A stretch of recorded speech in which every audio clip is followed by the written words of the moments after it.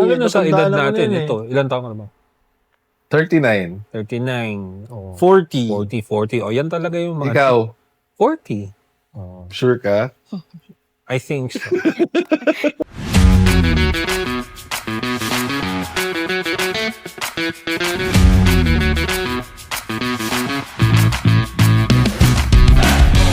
Pati ang trabaho mo. Gaano katagal ang biyahe mo kasi may traffic? Isang oras, pinakamababa. Pinakamababa, yung pauwi ka, peak hours, mga rush hour. Di ba? Tama. Yung biyahe mo, pare, para ka na ring OFW sa Tagal eh. Di ba? Imbis na ipapahinga mo na eh, no? Oo, pare. Ibabiyahe mo pa. Para ka nang, isipin mo yun na tatrabaho ka na, 8 hours ka na nagtrabaho. Dapat 9 hours eh, di ba? Kasi 1 hour break eh, 30-30, let's say ganun, di ba? So 9 Ganun. hours kang wala. Let's say yung biyahe ka pa ng halimbawa isang oras, papunta, umaga kasi walang traffic eh. Eh yung pauwi mo, inabot ka ng mga 2 and a half. Tama. So, Same lang. nasa ka na sa 9, sa 10, 11, 12, 12 and a half hours ka na rin wala. Same lang din. Pag uwi mo, pagod ka na, Tutulog ka na lang. papahinga ka na lang. Kakain kayo, o baka man nauna na yung pamilya mo, kumain, yung anak Sigurado. mo, hindi mo na maano. Sigurado. Oo. Baka mamaya, pagdating mo, tulog na yung anak mo. Sigurado. Tapos gigising ka na ng maga-maga na naman. Diba, nasa shuttle ka pa. Oo.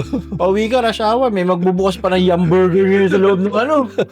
Pare, sipin mo. Aalingasaw, no? Aalingasaw.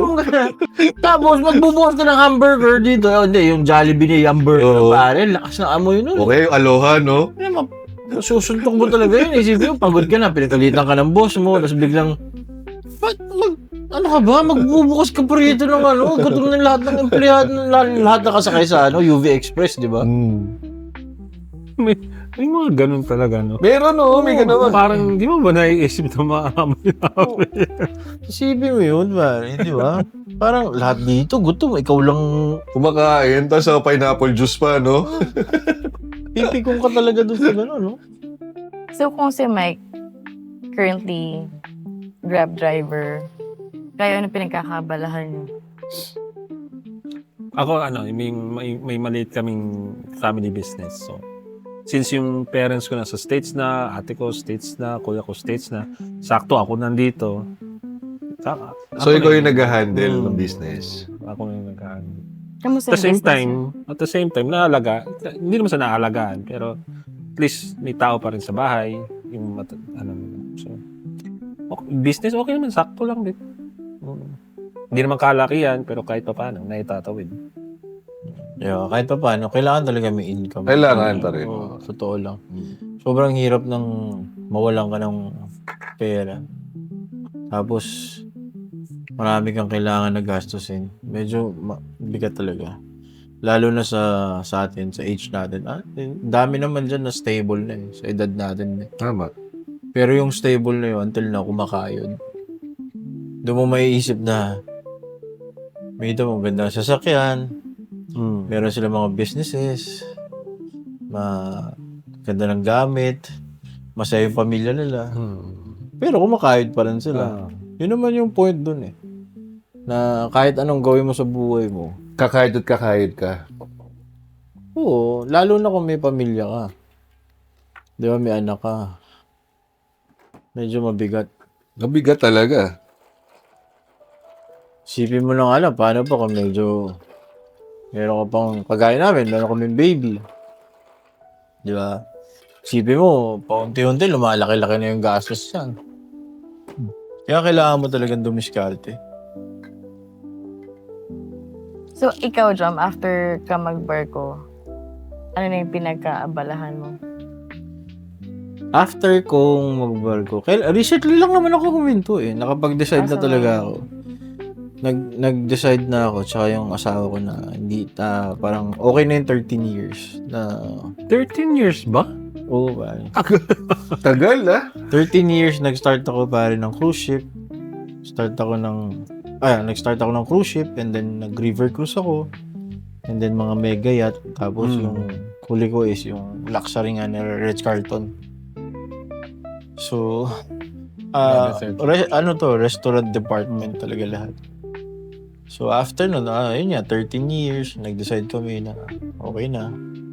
Mag-stay na ako dito.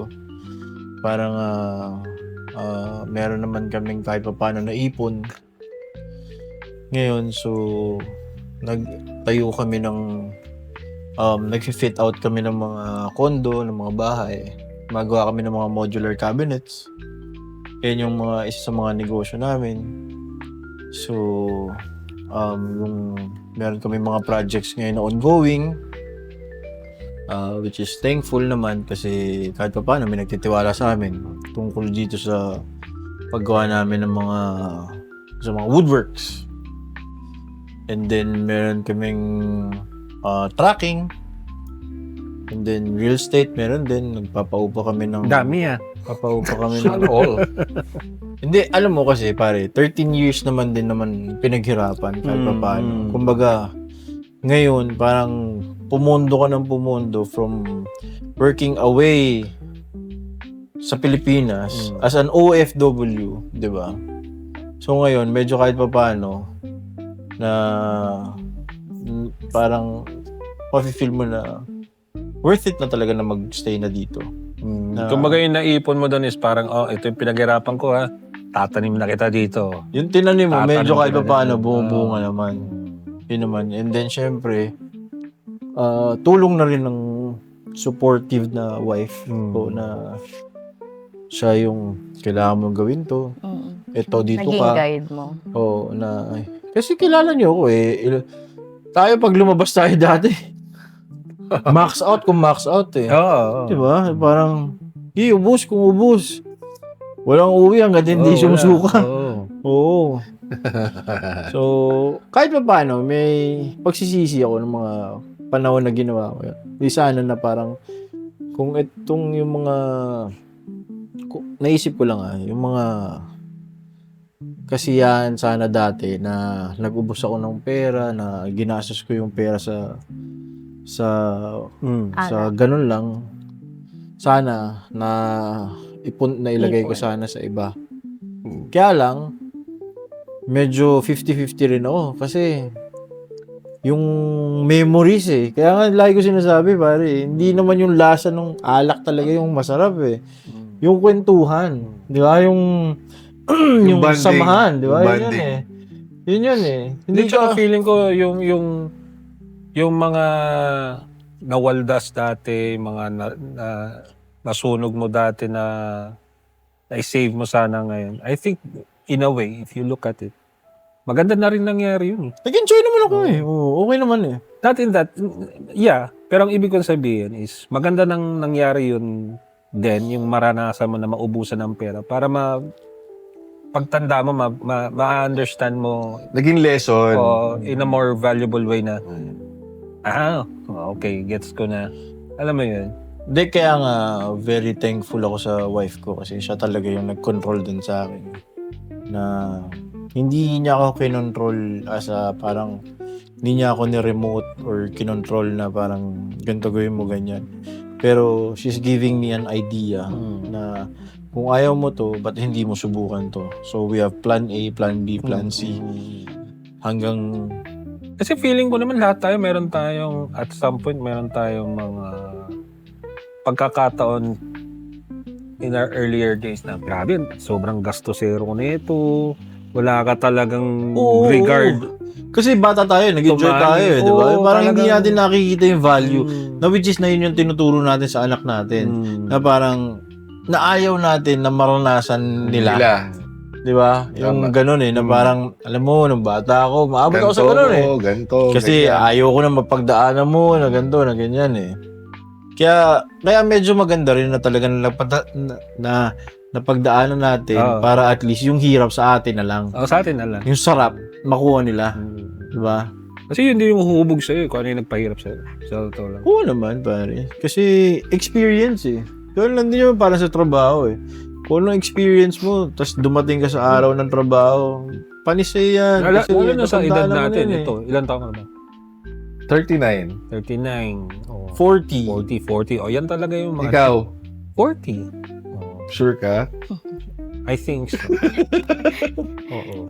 Kasi yan yung edad na talagang magdadalawang isip ka na talaga. Ito talaga, sa edad natin.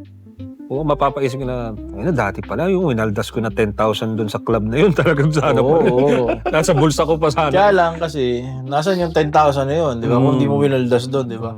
Wala kang kwento. Wala tayong mapag-usapan na ganito. wala kang Hindi, kwento, tsaka yung wala kang kwento value. mo dun sa 10,000 na yun yung maganda dun eh. Yung behind. Tama naman. Nung Which is, story. Oo, wala talagang price. At the same time, yung lesson na yun, hindi mo Di mo malalaman eh. hindi ka naman matututo kung hindi ka nga matatapad. Tama, Paano ka tama naman. matututo? Totoo yan, totoo So yan. para sa akin, kung ano yung nasunog mo dati, wag mo na lang isipin na regret. Eh. Isipin mo na lang yan as parang learning experience. mo Learning na lang experience, yan. Oo. memories, gano'n na lang. Oo, ganun talaga Totoo yun. Maliban na lang kung talagang gusto mong iyakan yan, bahala ka sa buhay mo dyan. Napaka-depressed ng buhay mo siguro.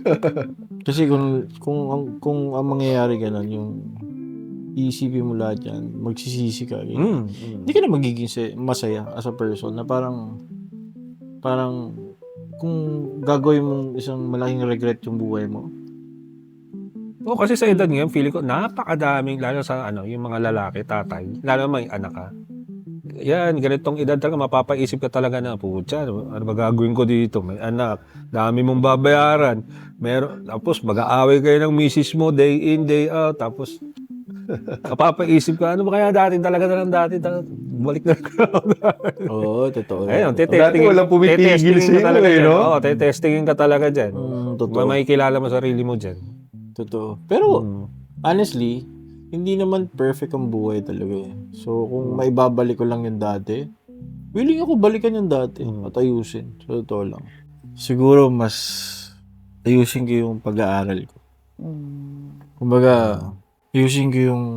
Well, undergrad din ako eh. Pero, nasabi ko nga to sa wife ko na gusto ko sanang mag-aral. Ulit. O ulit. Para tapusin lang kasi ito yung mabibigay ko na regalo sa... Wala na yung father ko eh. Yung mother ko na lang, yung parang... Kasi yung mga kapatid ko nakatapos eh. Ako hindi ako nakatapos. Ako same. Oo, pero gusto ko sana kung may oras ba na may extra, gusto ko sanang ituloy para maparanas ko lang din naman dun sa mother ko ngayon na akit siya ng stage as ako, di ba? Na ganun eh. Kaya lang, syempre, medyo buhay natin ngayon, medyo hindi na ganun kadali. Gastusin, ang laki. Di ba? Mabuti sana kung babayaran mo lang per subject eh. Tama. Ultimo ID-list, babayaran mo lang miscellaneous eh, di ba? So, sobrang bigat, di ba? Na parang, may nag-aaral pa akong anak. Oo. Di ba? Parang, ano bang gagawin ko? Tatapusin ko? Pero kung if ever na meron, yun yung gusto Gagawin kong mo. Gawin sana. Maibigay ko man lang sa mama ko yung ganong, which is na-experience naman niya sa mga kapatid ko. Pero sana, gusto ko lang ma-feel din niya. Which is na alam ko na proud naman yung nanay ko sa akin kung nasan ako ngayon. Gusto ko lang na maano sa kanya na sorry kasi hindi ko na bigay sa inyo to dati. Nung pera nyo, yung ginagastos. Pero at least, na ibigay ko ngayon na kuha natin to, na ako naman, na kami naman. Yung sarili ba? Yun yung inaano ko sa kanya. Kung papala rin, ha?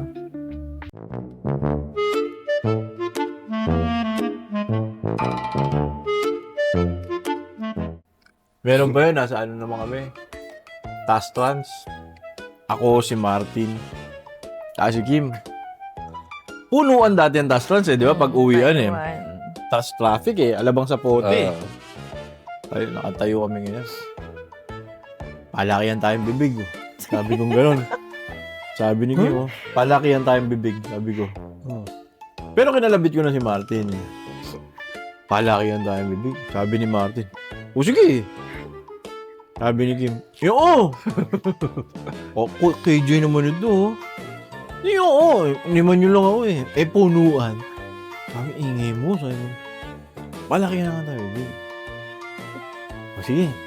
Una ako Hindi gano'n. Isipin mo yung mga tao dun sa ano namin. Naririnig kami kasi tatlo lang kaming maingay eh. Si Martin naman ngayon. Hindi gano'n. O, ikaw na, Kim. Yun nyo, naman nyo ako, ah. Hindi. Sabi ni Kim, bakit sinutan ko ng tipit? Pikot ng bus. Sabi yun, ina na lang ako. Dami na eh. Ngayon makikita mo, yung mga nakaano sa amin, gumanon, tumataas yung balikan. Tawan-tawa sila na, hindi ba sila makatawa? Pakita mo yung mga nakatayo. Pag di, tumataas ang balikan na ngayon, natatawa sila eh. Si Kim talaga pang comedian eh. Martin, lasing na lasing pare. Hindi naman lasing na lasing. Lasing lang. Bas din yan. Hindi. Pauwi na kami galing Perpetual. Sabi kong gano'n. Kain mo tayo, Tin. Sige, saan? KFC. Di ba yung may KFC doon? Sa kanto. Oo, sa kanto, di ba? Di pila kami ngayon. Ano sa'yo? Siguro yun ako yung ano. Sige. Kasi tapos sabi ko, parang magne-next na kami. Tin. Sabi ko, Tin. Oh, Jom. Nahulog yung 500 yung ano. Huwag mong titignan, mahalata tayo. Sabi kong gano'n. Mahalata tayo. Saan ba? Iurong may paang mag-urong. Palabas pa, iurong mo. Gamakin mo. Ayan, yan. Unti mo pa. Mga ganun yun. Yan. Maya mo ano yun, pag-alis ng babae. Sabi yan eh. Pero, ayos, may pagkain doon. Sige, kunin mo. Putang ina mo. Wala. Sabi, putang ina mo talaga. Dalawa kami. Tawa ng tawa ngayon. Hindi ako maka-order. Nakainin namin. Kasi tawag-tawa ako sa kanya. Uminom kami. Di ba? Hindi na paano nabibisit na yun. Kasi siyempre tawa ka ng tawa eh. Ang galit ako.